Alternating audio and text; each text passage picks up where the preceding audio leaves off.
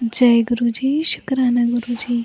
ओम नमः शिवाय, शिव जी सदा सहाय। ओम नमः शिवाय, गुरु जी सदा सहाय।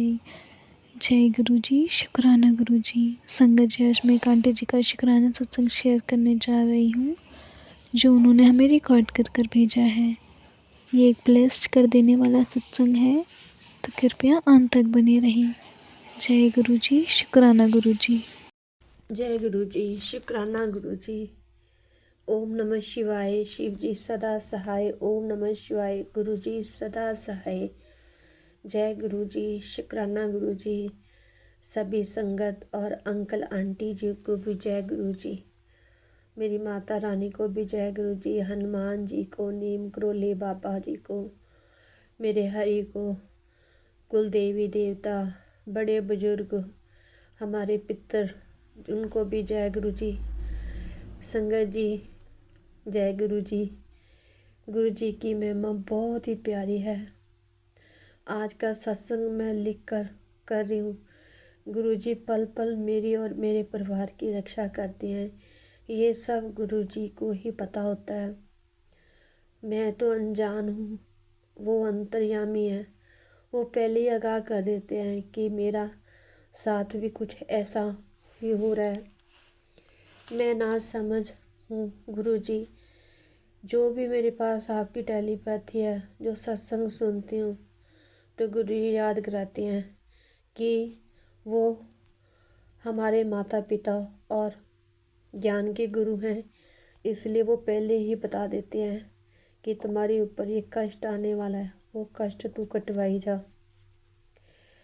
संगत जी, मेरे पास जब मुझे पेट में दिक्कत हुई थी, तो उस समय एक सत्संग सुनवाया था यूट्रस का।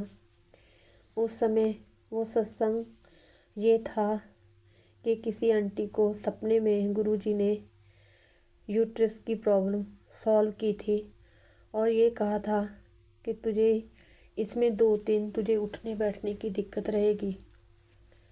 मैं ये सत्संग सुनकर हैरान थी कि ये मेरे पास कौन सा सत्संग आया है। उसके बाद यूट्रस के बहुत सत्संग आने लगे। गुरुजी ने मुझे कितनी बार ये सत्संग सुनाए। गुरुजी कहते मैंने तेरा सारा कष्ट काट दिया है, तो आगे से ध्यान रखना। मुझे नहीं पता था ये कौन सा कष्ट होता है, ये कौन सी प्रॉब्लम है, मैंने कभी नहीं सुना था। फिर उसके बाद मेरे कमर की प्रॉब्लम शुरू हो गई। वाकई में मुझे 2 दिन उठने बैठने में दिक्कत इतनी ज़्यादा रहने लगी कि मेरी कमर झुक नहीं पा रही थी और ना ही मैं बेड पे बैठ पा रही थी। तो गुरुजी ने मुझे ये याद दिलाया कि ये जो तेरी दिक्कत है वो यूट्रस के संबंध में थी। ये मैं सत्संग में जब लिख रही थी तो ये बातें मैंने लिखी नहीं थी, पर सत्संग में गुरुजी ने ये खुद बुलवाया है। उसके लिए शुक्राना गुरुजी। गुरुजी ने मुझे इतना संभाला है। 2023 से लेके 24, 25 और अब 26 आ गया। ज़्यादा बीमार हो रही हूँ। पता चला गुरुजी ने बताया कि तेरा कौन अपना है, कौन पराया है। नीम करोली बाबा और गुरुजी के जो भी संदेश आते हैं वो मैं सब सुनती हूँ, सब देखती हूँ। और वो कहते हैं कि मैं सब देख रहा हूँ कि कौन तेरे पास साथ क्या कर रहा है। गुरुजी कहते हैं कि तू चुप रहना। गुरुजी मुझे नहीं पता कब से मेरी रक्षा कर रहे हैं। वो मुझे अपनी ब्लेस बच्चे भी बताते हैं।